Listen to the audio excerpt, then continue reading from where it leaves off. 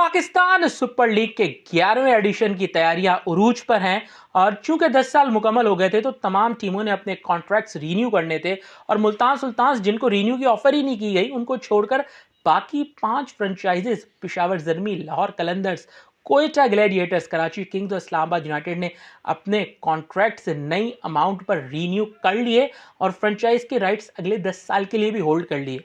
सोहेल खान से हम बात करेंगे। लोग बड़ी तनकीद कर रहे हैं कि ये क्या वैल्यूएशन है कि 64 करोड़ में कराची जा रही है, 80 करोड़ में जो है वो लाहौर जा रही है और ये हो रहा है वो हो रहा है, मुल्तान सुल्तान इतनी महंगी गई थी, हम ब्रांड नहीं बना पाए, ये नहीं कर पाए, वो नहीं कर पाए। बड़ी तनकीद लोग कर रहे हैं, लेकिन यार पाकिस्तान सुपर लीग 10 साल सर्वाइव कर गई है, अपने 11वें साल में जा रही है और कुछ ना कुछ इन 5 ओनर्स ने देखा तो होगा कि उन्होंने री इन्वेस्ट किया है। एब्सोल्युटली शाहिद, देखिए कुछ भी हो मामलात रहते हैं, लेकिन बिजनेस जो वाले लोग होते हैं ना, वो बिजनेस वाले लोग होते हैं।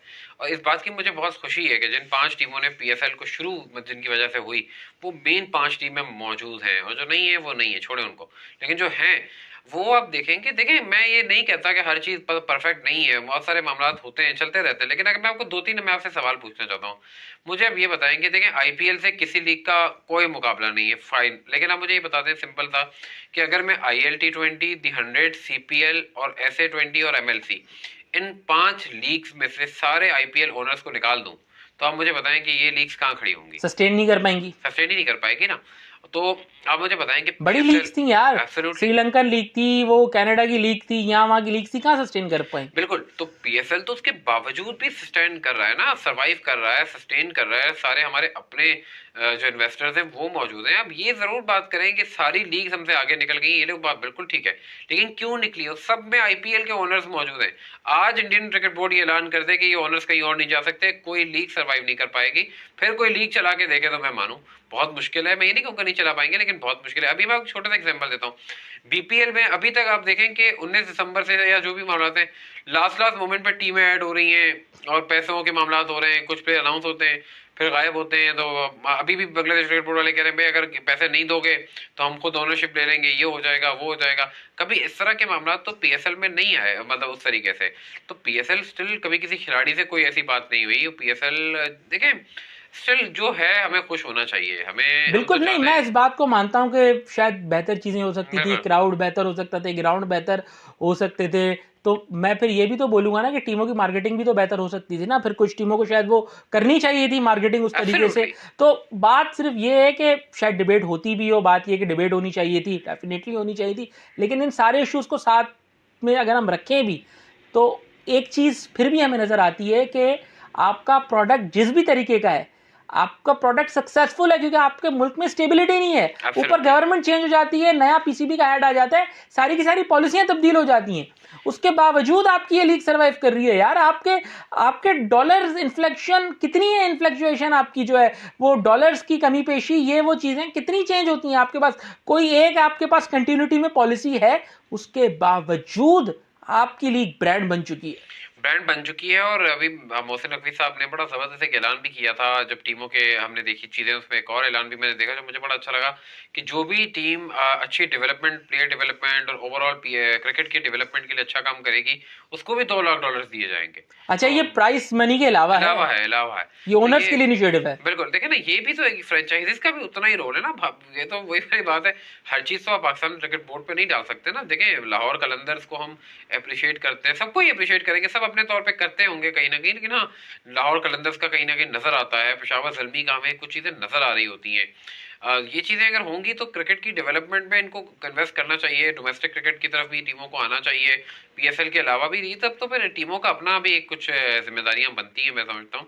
और स्टिल जो हमें मिल रहा है, जिस विंडो में हमने लास्ट टाइम पीएसएल कराई, हमें ठीक ठाक प्लेयर्स मिल गए। इस बार भी हमें जो जैसे आईपीएल में नहीं होगा वो हमें मिल जाएगा, तो हमें क्लियरिटी है कि हमें ठीक ठाक प्लेयर्स मिल जाएंगे। तो मेरा ख्याल है फिलहाल बनिस्बत जो नहीं है उस पे बात यार, लोग ना बड़े आइडियलिज्म वर्ल्ड पर रहते हैं कि यार हमें ये कर देना चाहिए था, हमें वो कर देना चाहिए था, हमें ऐसे कर देना चाहिए था, हमें वैसे कर देना चाहिए था। यार जो कर रहे हैं ना वो भी अच्छा है। ये अब लोग बताओ क्या बोलेंगे, आप मीडियोक्रिटी पे जो है वो सेटिस्फाई हैं। भाई हम मीडियोक्रिटी पे सेटिस्फाई नहीं है, हम रियलिटी के करीब हैं, हम प्रैक्टिकल बात कर रहे हैं। दुनिया में जो कुछ हो रहा है हम आपको वो बता रहे हैं। अब देखे ना, द 100 में भी तो इंडियन टीम आ गई ना, एक काउंटी को भी तो इंडियन ओनर्स टेक ओवर कर रहे हैं ना, ब्लास्ट में भी आपको इंडियन टीम खेलती हुई नजर आएगी ना। बिग बैश से तो हम कंपेयर नहीं कर सकते, वो तो उसको अपने एक अलग मॉड्यूल की तरह लेते थे। 2 साल पहले तक तो बिग बैश हो रही होती थी, साथ साथ टेस्ट क्रिकेट भी ऑस्ट्रेलिया में चल रही होती थी, अभी भी बल्कि चल रही होगी। तो बिग बैश को तो हम पीएसएल वाले मॉड्यूल पे ला नहीं सकते। तो पीएसएल जिस तरीके से सर्वाइव करी, हमें अप्रिशिएट करना चाहिए। आप मतलब एक बात बताएं, आप आईपीएल से कंपेयर नहीं कर सकते, लेकिन आप आईपीएल के वक्त में अपने मैचेस तो करा रहे हैं ना, एक ही वक्त में क्रिकेट तो हो रही है ना। ऐसा कोई और कर सकता है? किसी के अंदर इतनी हिम्मत है? रिकी पॉन्टिंग का क्या ये बयान काफी नहीं है कि हमें पीएसएल की वजह से रिप्लेसमेंट प्लेयर्स नहीं मिले? बिल्कुल सही कह रहे हैं आप, बिल्कुल आप सही कह रहे हैं। तो ये बयान भी काफ़ी है, और मैं लोगों को ये बोलूँगा कि अपनी आंखें खोलें और अपने दिमाग खोलें। ये ना हो कि अगर आपकी पॉलिटिकल एफिलिएशन कहीं और है या आपको कोई शख्सियत पसंद नहीं है तो आप सिर्फ तनकीद ही करें, आप सिर्फ नेगेटिविटी ही ढूंढें। आप ये देखें कि पाकिस्तान के हालात में चीज़ें सर्वाइव कैसे हो रही हैं। और मैं भी आपको बता रहा हूँ, मैं किसी की तारीफ नहीं कर रहा, करंट पीसीबी की मैनेजमेंट नहीं होती ना, तो शायद श्रीलंकन टीम वापस जा चुकी होती। हाँ एब्सोल्युटली, बहुत सारी चीजें हो चुकी होती है। और मैं ये भी बात बोलूंगा बिल्कुल कि चेयरमैन के पास जो 2 ओहदे हैं ना, वो शायद कुछ सोच समझकर ही दिए गए थे, क्योंकि लॉन्ग टर्म में पाकिस्तान को उसका फायदा, क्रिकेट को उसका फायदा हो ही रहा है। बहुत सारी चीजों में जो ऑब्स्टिकल्स आते थे वो नहीं आ रहे। और मैं ये समझता हूँ कि मैं ज्यादा इस बात पे खुश होऊंगा कि मेरे कराची किंग्स, लाहौर, पेशावर, कोयटा, इस्लामाबाद, ये सब उन्हीं ओनर्स के साथ है, ताकि हमारे इन्वॉल्वमेंट इंटरेस्ट जो है ना वो वही रहेगा। यार ये मर्द के बच्चे थे जिन्होंने टीम ली। मैं अब नेम बाय नेम इन सब की तारीफ करना चाहूंगा। जावेद आफरीदी की जिस तरीके की हम बात करें, वो अपने बिजनेस में जितना सक्सेसफुल है, पेशावर ज़ल्मी फैंस की बेस पर सबसे सक्सेसफुल फ्रेंचाइज है। लाहौर कलंदर्स की बात करें, पहले फवाद राना थे, अभी मुझे नजर आए कोई सऊदी में क्रिकेट लीग हो रही है, उनकी इन्वॉल्वमेंट है, मुझे बड़ी खुशी हुई उनको देख के। फिर जिस तरीके से आतिफ राना और समीर राना जो टीम मैनेजर बन गए यार, टीम के साथ वो इन्वॉल्व रहे, जिस तरीके से उन्होंने वो टीम को चलाया, टीम को लेके चले। फिर अली नकवी, इन्वेस्टमेंट बैंकिंग से उनका बैकग्राउंड, फिर आमना नकवी जैसे उनके साथ वो ग्राउंड में मौजूद रहते थे।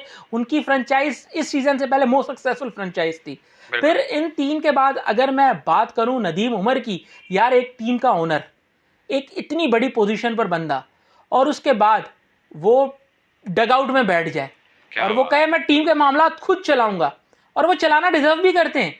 1985 से डिफरेंट क्रिकेट क्लब्स को वो रन कर रहे हैं, खुद क्रिकेट खेल रहे हैं। वो अभी तक नदीम भाई खुद क्रिकेट खेलते हैं, जिस तरीके से वो क्रिकेट को रन कर रहे हैं। फिर उनके साथ उनके साहबजादे हसन उमर, वो बड़ा फ्रंट सीट पर हमें नजर आते हैं, वो जिस तरीके से क्रिकेट को चला रहे। कोयटा ग्लैडिएटर्स, अगर मैं बात करूं, पहले जो 4 सीजन हुए थे, ये टीम तो इनविंसिबल थी भाई, कोई इनको हरा ही नहीं सकता था। और लास्ट सीजन में भी बस वो फाइनल में से चूक हो गई, वरना वो ट्रॉफी ले रहे थे और बड़े डोमिनेटिंग अंदाज में ट्रॉफी ले रहे थे वो। और यहाँ मैं जरूर एक बात करूंगा वैसे तो, और सिंपल सी बात करना चाहूंगा। देखें, क्रिटिसिज्म जावेद आफरीदी भी करते रहे, ठीक है ना, लेकिन कभी भी नेवर एवर हमने नहीं सुना कि जावेद आफरीदी ने कहा कि मैं टीम छोड़ दूंगा या ऐसा। उन्होंने पेशावर ज़ल्मी को ऑन किया।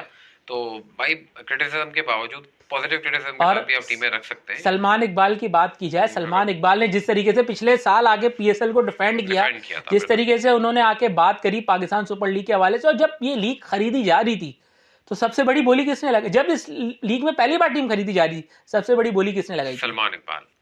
तो कंट्रीब्यूशंस तो है ना सबके, और कंट्रीब्यूशंस सबके नजर आ रहे हैं। तो हमारी दुआ यही है कि अब जो नए ओनर्स हैं वो भी बेहतरी के लिए काम करें, बल्कि मजीद आगे बढ़ के काम करें। और मैं अपनी 2 फेवरेट्स टीम बता देता हूं। मैं तो चाहूँगा कि एक फैसलाबाद की टीम आए, स्टेडियम भी है, मज़ा आएगा मैच देखने में। सियालकोट रीजन फैसलाबाद में ही कवर हो जाएगा, ये बात याद रखिएगा।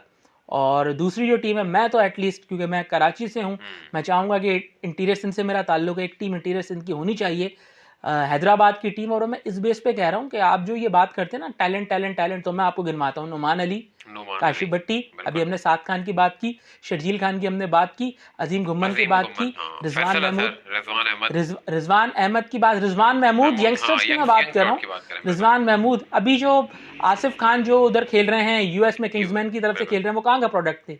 ये तो मैंने आपको वो नाम गिनाए। मोहम्मद सुलेमान बुमरो की अगर मैं बात करूं, कितने जबरदस्त वो बैटर हैं। फिर शाहनवाज धानी की मैं बात करूं, जाहिद महमूद की मैं बात करूं, और भी बड़े मुश्ताक कलोड़ो की मैं बात करूं, मोहसिन रजा की मैं बात करूं, बड़े जबरदस्त प्लेयर्स जो हैं वो इंटीरियर सिंध से आ रहे हैं। तो उन्हें नचा। और भी आकिब जावेद ने कुछ दिन पहले वहां पर जो है वो एक दौरा भी किया था, वहाँ पर एक अकेडमी बनाई जा रही है, लाल कुमार ऑलरेडी वहाँ पे बड़ा ज़बरदस्त काम कर रहे हैं न्याज स्टेडियम हैदराबाद में, और मैंने उनकी वीडियोस देखी हैं तो मुझे स्टेडियम की हालत भी बड़ी ज़बरदस्त नज़र आई है, क्योंकि 2 साल पहले जो मैंने एक रिपोर्ट बनाई थी मैं देख के डर गया था, लेकिन अभी जो मैंने स्टेडियम की हालत देखी बहुत हद तक बेहतर थी। तो मेरी तो ये 2 फ्रेंचाइजीज, सोहेल खान आप सेम बताइए। यार, फैसलाबाद और हैदराबाद, क्योंकि मेरा ख्याल है सब कवर हो जाएगा काफी हद तक और बिल्कुल बेहतर इजी वे, क्योंकि बिल्कुल अगर रावलपिंडी का तो देखिए बनता नहीं है, इस्लामाबाद मौजूद है, और फैसलाबाद और सियालकोट आई थिंक एक ही तरह की बात है कि बिल्कुल, तो स्टेडियम मुजफ्फराबाद आप बैकवर्ड है। जाएंगे कैसे? और